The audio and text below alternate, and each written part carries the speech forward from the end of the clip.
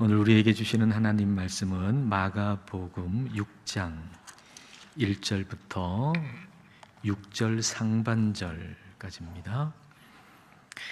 한 절씩 교독하겠습니다. 예수께서 거기를 떠나사 고향으로 가시니 제자들도 따르니라.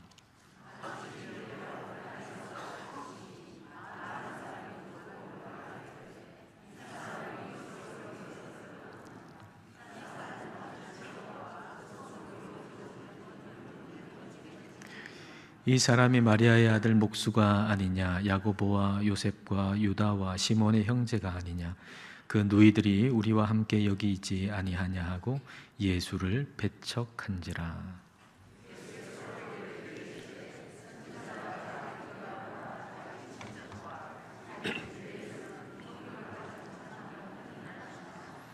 거기서는 아무 권능도 행하실 수 없어 다만 소수의 병자에게 안수하여 고치실 뿐이었고 그들이 믿지 않음을 이상히 여기셨더라. 아멘. 모든 사람은 귀하고 값진 존재입니다. 그러므로 우리는 우리에게 주어진 인생을 헛되이 보내서는 안 되며 그 값어치만큼 살아야 합니다. 그런데 많은 사람들이 흔히 오해하는 것은 하나님을 제한하면 나는 그만큼 더 자유롭고 내가 원하는 인생을 살아갈 수 있다고 생각하는 겁니다. 이것은 엄청난 큰 오해입니다. 하나님을 제한하는 것은 하나님이 만드신 나를 제한하는 것입니다. 하나님을 가두는 것은 하나님께서 만드신 나를 가두는 것입니다. 그러므로 우리가 우리의 인생을 가장 고귀하고 값지고 풍성하게 살아가는 길은 하나님께 두었던 모든 제한들을 다 푸는 것입니다.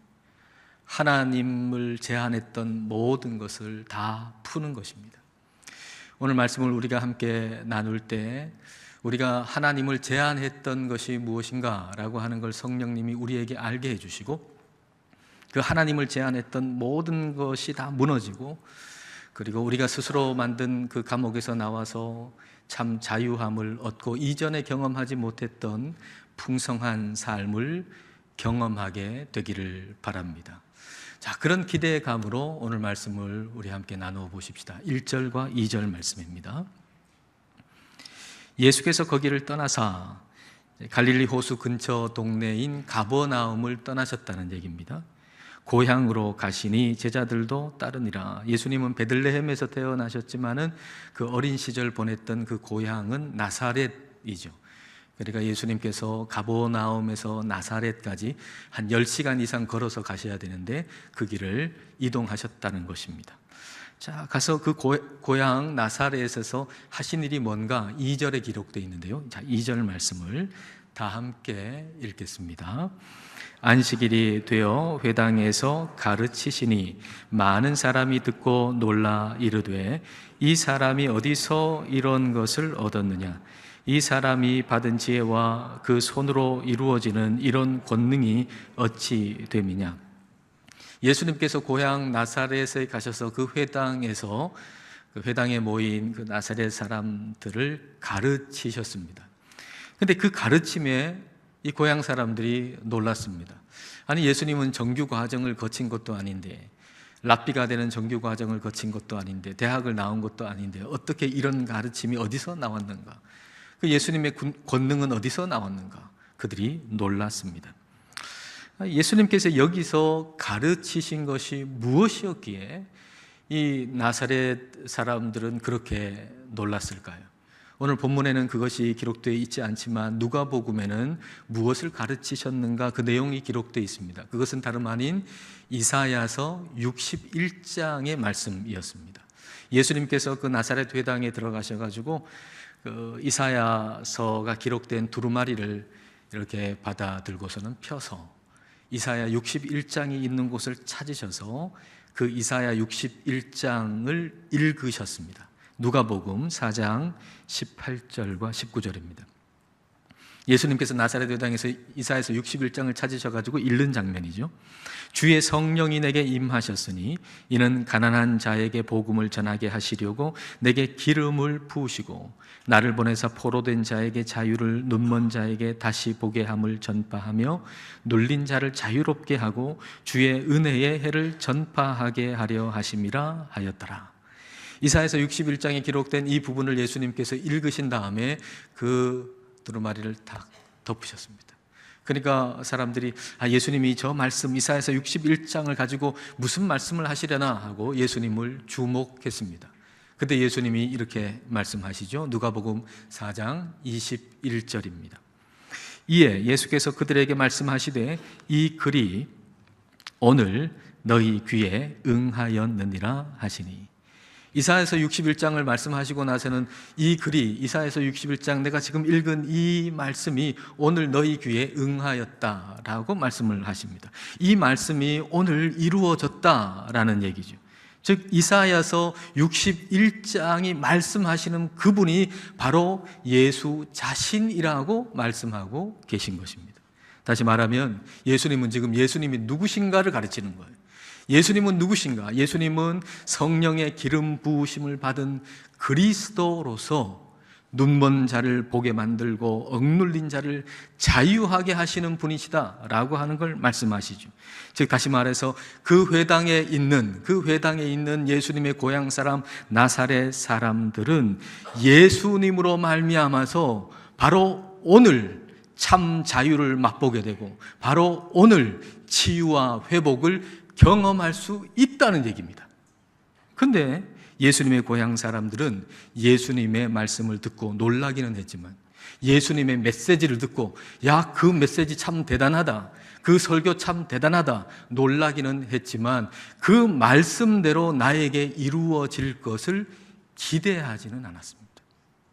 그 말씀이 내게 이루어질 것을 기대하는 기대감은 없었습니다. 우리가 하나님을 예배하는 이 자리에 올 때 우리는 하나님을 기대하는 기대감을 가지고 와야 합니다. 여러분 기대감을 가지고 오셨습니까? 우리는 예배하는 예배 자리에 올 때 하나님을 기대하는 마음을 가지고 와야 합니다.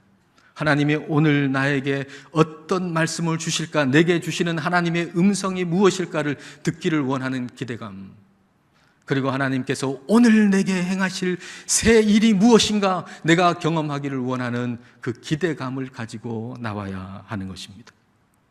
예배당에 오는 사람이 수십 명이고 수백 명이지만은 그 무리 가운데 나도 똑같이 들어가가지고 내가 앉은 자리만 따뜻하게 데펴놓고 나가는 사람이 아니고 뜨거운 믿음으로, 마음이 믿음으로 뜨거워져서 내가 예수님의 옷자락에만 손을 대도 내가 나으리라고 하는 그 믿음과 기대감으로 우리는 예배의 자리에 있어야 하는 것입니다.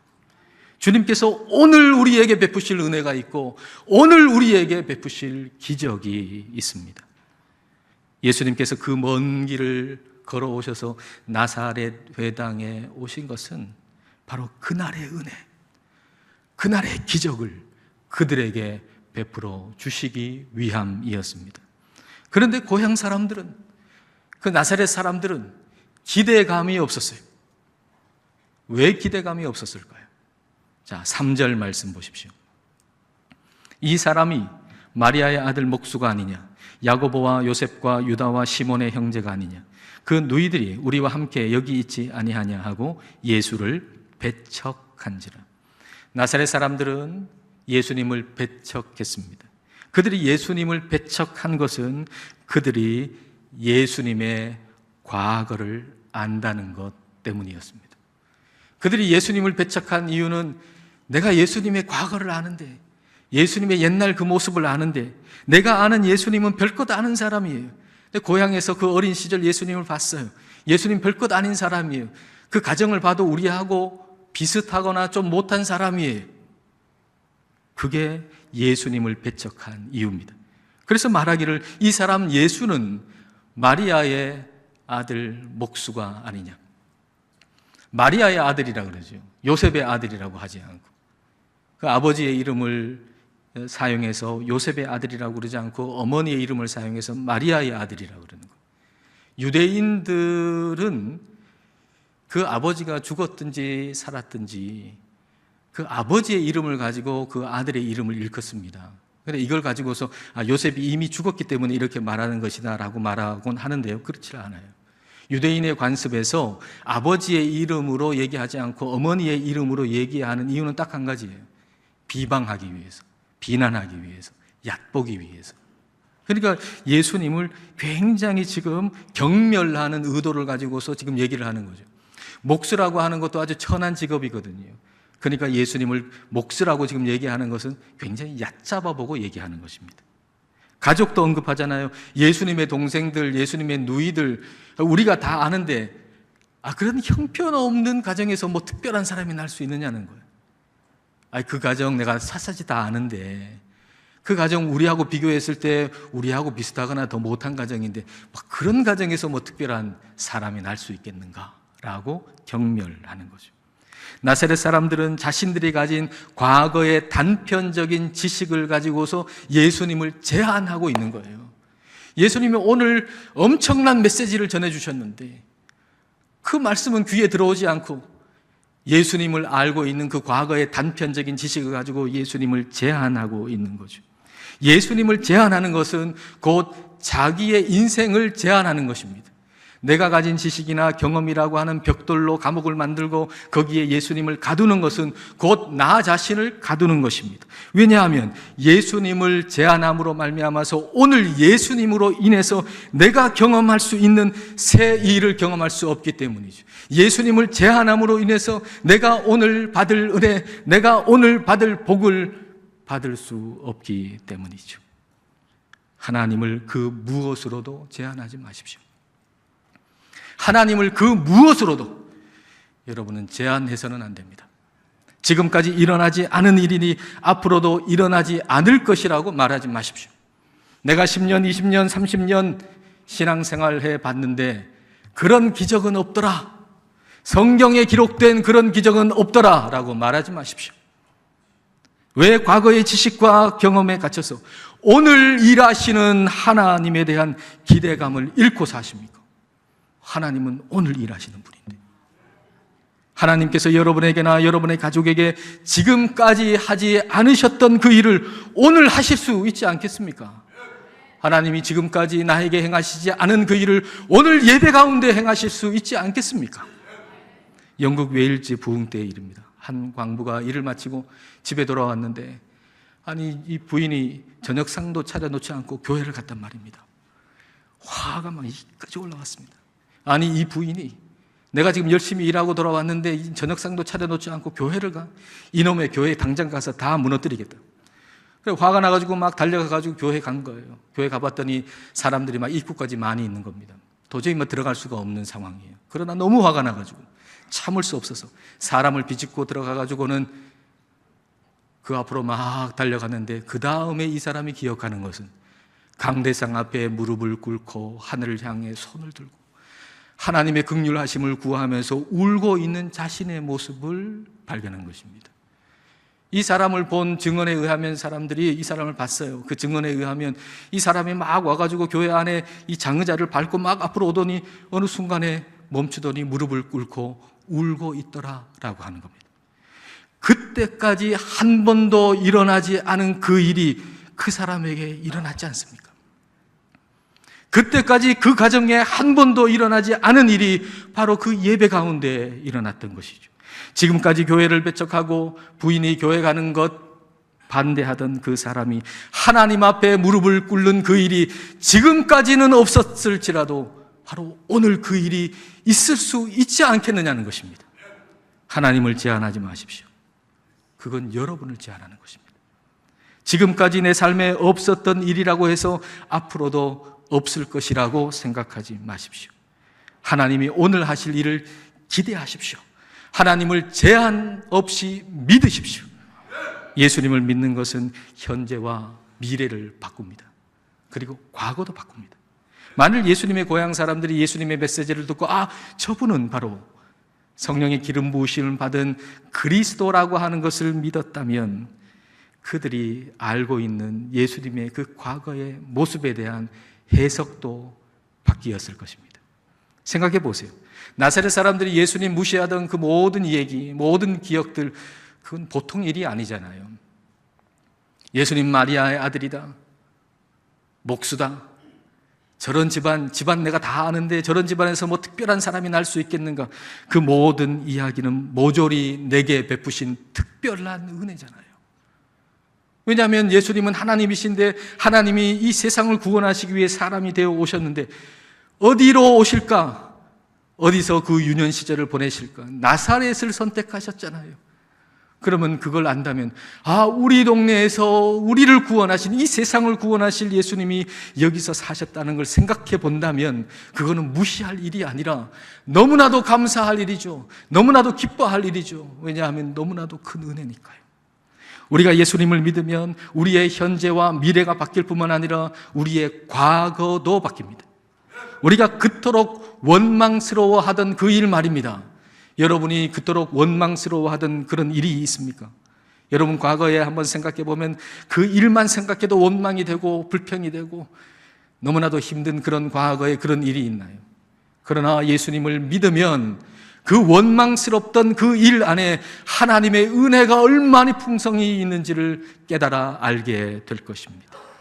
예수님을 제한하지 않고 우리가 온전히 믿으면 우리의 인생의 과거, 현재, 미래가 다 새로워집니다.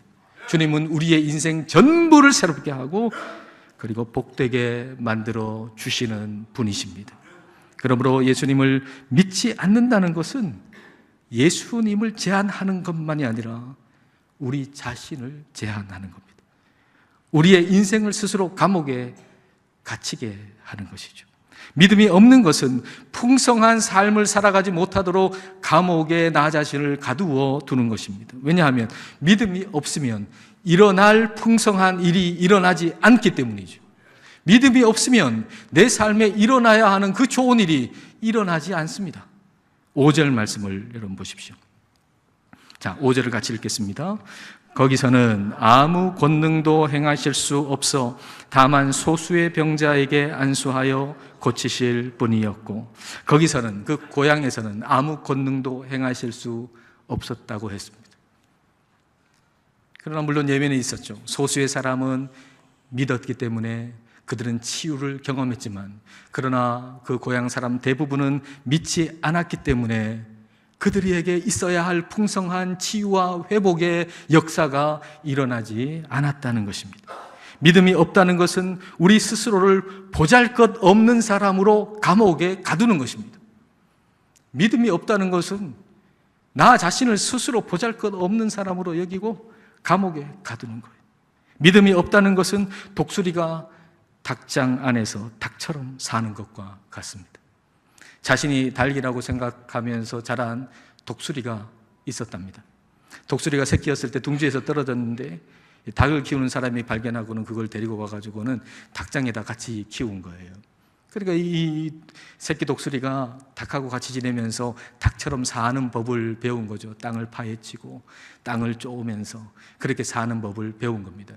그런데 어느 날 한 동물 전문가가 닭장에 와서 보니까 이상한 장면이 있거든요. 분명히 독수리인데 독수리가 닭처럼 살아가는 것입니다. 그런데 이 동물 전문가는 알고 있죠. 독수리가 독수리로 태어났고 그리고 독수리의 심장을 가지고 있으면 독수리가 어떤 양육의 과정을 받았든지 상관없이 이 독수리는 독수리라고 하는 사실이 분명하다. 이 독수리는 분명히 독수리다. 그래서 그 독수리를 이렇게 들고 그 닭장을 둘러친 울타리 위에다가 다 올려놓고 독수리한테 말하는 거죠. 독수리야, 날개를 펴고 날아라. 그런데 이 동물 전문가가 이 독수리에게 더 큰 목적을 위해 태어났다는 걸 알게 하고 싶은 그 노력에도 불구하고 그냥 닭장에 사는 걸 만족스러워한단 말입니다. 그러나 포기하지 않고 이 독수리를 닭장이 보이지 않는 높은 산에 데리고 가가지고는 저 창공의 태양을 가리키면서 독수리한테 독수리야, 너는 독수리다. 너는 이 땅에 속하지 않고 저 하늘에 속했다. 날개를 펴고 날아라 라고 하니까 이 독수리가 다 자세를 바르게 하고 그 큰 날개를 다 펴고 처음에는 천천히 움직이다가 이제는 소리가 나도록 움직여서 저 하늘을 날아간 거예요. 그래서 동물 전문가가 이미 알고 있었던 그 사실을 이 독수리도 믿게 된 것이죠. 나는 더 큰 목적을 위해서 태어났다는 사실을 말입니다. 우리는 하나님의 자녀입니다. 우리는 왕 같은 제사장들입니다. 작은 내 지식, 내 경험, 그걸 벽돌로 삼아서 감옥을 만든 다음에 거기에 갇혀 있으면서 불평하고 원망하고 찡찡거리면서 살아갈 존재가 아니라는 것입니다. 담대한 믿음으로 살 존재, 저 하늘을 바라보면서 담대한 믿음으로 살아갈 존재가 저와 여러분입니다. 독수리가 닭장에서 사는 것이 이상하듯이 믿음 없이 사는 게 이상한 겁니다. 독수리가 닭장에 사는 거 이상하잖아요. 우리가 믿음 없이 사는 거 이상한 일입니다. 6절 전반절 보십시오. 그들이 믿지 않음을 어떻게 하셨다고요? 이상히 여기셨더라. 참 이 번역은 참 좋은 번역이라고 생각해요. 믿지 않음을 이상히 여기셨다 그랬어요. 하나님을 믿지 않는 게 이상한 거예요. 하나님이 온 천지 만물을 창조하셨어요. 그리고 인생을 창조하셨어요. 여기 하나님 만드시지 않는 게 없어요. 그 한가운데 하나님의 임재 가운데 우리가 살고 있다면 하나님을 믿는 게 정상이죠. 하나님을 믿는 게 정상이면 질문은 뭐가 돼야 됩니까? 왜 하나님 안 믿어? 이게 질문이 돼야죠. 왜 하나님 안 믿어? 근데 이 세상은 이상하게 돼가지고 뭘 질문해요? 왜 하나님 믿어? 왜 오늘 주일에 교회 가? 교회 안 가는 게, 예배 안 드리는 게 정상인 듯이 질문하죠. 왜 오늘 교회 가? 왜 믿어? 이 세상이 이상해져가지고 정상이 아닌 걸 정상으로 생각한단 말입니다.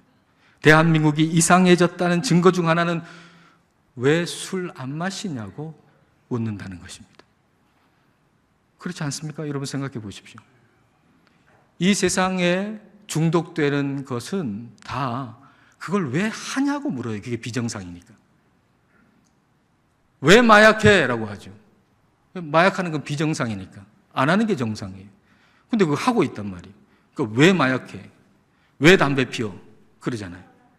근데 이상하게 술에 대해서는 왜 술 안 마셔? 그렇게 질문한단 말이죠. 마치 술 마시는 게 정상인 것처럼 술 안 마시는 사람한테 왜 술 안 마셔? 라고 얘기한단 말이에요. 이 세상이, 이 나라가 이상한 모양이 돼가지고 마치 정상이 아닌 걸 정상으로 생각하면서 왜 술 안 마시냐고 질문하는 거예요. 믿음에 대해서도 마찬가지예요. 이 세상이 타락하고 이상하게 돼가지고 예수님 믿는 걸 이상하게 여기고 왜 예수님 믿어? 그렇게 질문하는 거예요. 왜 예수님 믿어? 아니, 예수님 믿는 게 정상이에요. 그러니까 예수님 왜 안 믿어? 너 왜 하나님 안 믿어? 왜 하나님 예배 안 해? 이렇게 질문해야 되는데 이상하게 왜 하나님 믿어? 라고 질문한다는 거죠. 믿는 게 이상한 게 아니고 안 믿는 게 이상한 거예요. 예수님께서 믿지 않음을 어떻게 하셨다고요? 이상히 여기셨다. 예수님이 이상히 여기시는 걸 우리도 이상하게 여겨야죠.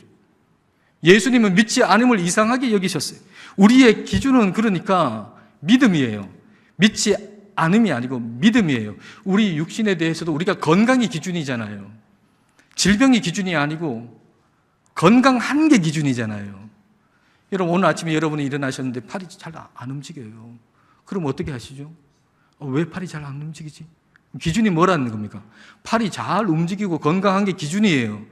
근데 그 기준에서 벗어났어요. 그러니까 왜 팔이 잘 안 움직이지? 그러잖아요. 그러면 조치를 취하잖아요. 병원을 가든지 운동을 하든지 정상적으로 돌아오도록 우리가 조치를 취하잖아요. 근데 왜 믿음에 대해서는 그렇지 않느냐 말입니다. 왜 믿음에 대해서는? 지금 믿음이 없는 상태고 믿음이 약한 상태인데 왜 그걸 정상적인 것처럼 생각하며 아무 조치도 취하지 않느냐는 거예요. 예수님을 믿는데 기쁨이 없어요. 그게 정상입니까? 나는 예수님을 믿는데 너무 우울해. 너무 기쁨이 없어. 그게 어떻게 정상입니까? 근데 왜 정상인 듯이 가만히 계십니까? 예수님을 믿는데 10년, 20년 믿었는데 기쁨이 하나도 없는데 왜 그게 정상인 것처럼 가만히 계십니까? 믿음이 나에게 있는데 능력은 없어요. 어떻게 믿음의 능력이 없는 게 정상입니까? 세상을 이겨야죠. 내 안에 믿음이 있다면 세상을 이길 능력이 있어야죠. 근데 그 능력이 없는 게 어떻게 정상입니까? 근데 왜 가만히 계십니까? 조치를 취해야죠. 더 기도하든지 금식하든지 다시 믿음을 회복하도록 조치를 취하셔야죠. 믿음이 없는 것은 하나님을 제한하는 거예요. 믿음이 없는 것은 하나님을 제한하는 것이 뿐만 아니라 우리 자신을 제한하는 거예요.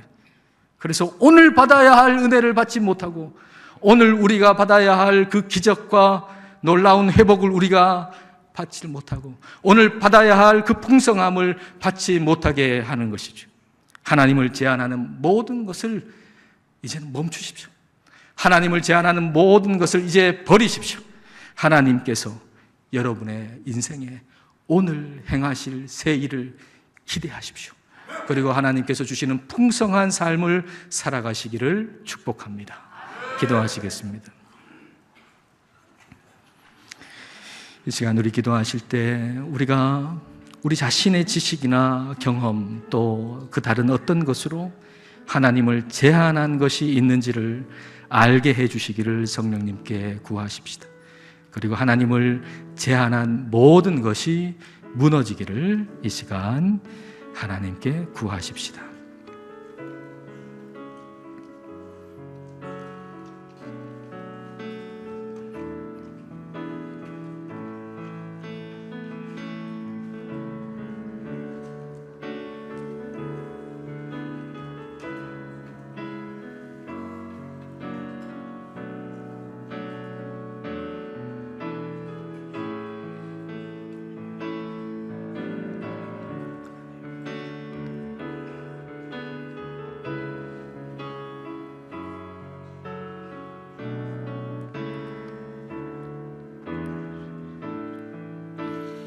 온 천지 만물과 사람을 창조하신 하나님 아버지, 저희들은 주님의 임재 한가운데 살면서도 하나님을 믿지 않는 것이 마치 정상인 듯 왜 하나님을 믿느냐는 질문을 하는 이상한 세상에서 살고 있습니다. 그리고 이 세상에 어느새 우리도 동화되어 우리 역시도 믿음이 없고 믿음이 약해진 상태에 있으면서도 그것이 정상인 듯 왜 믿음이 없느냐고 스스로 묻지 않고 살아갑니다. 성령님, 우리로 믿음 없음을 이상히 여기게 하옵소서. 우리가 가진 작은 지식과 경험으로 하나님을 제한한 것이 있으면 알게 하옵소서. 그리고 그 모든 제한을 풀게 하옵소서. 그리하여 주님께서 오늘 우리에게 베푸실 은혜와 치유와 풍성함을 하나도 빠짐없이 다 누리며 살게 하옵소서. 예수님 이름으로 기도드립니다. 아멘.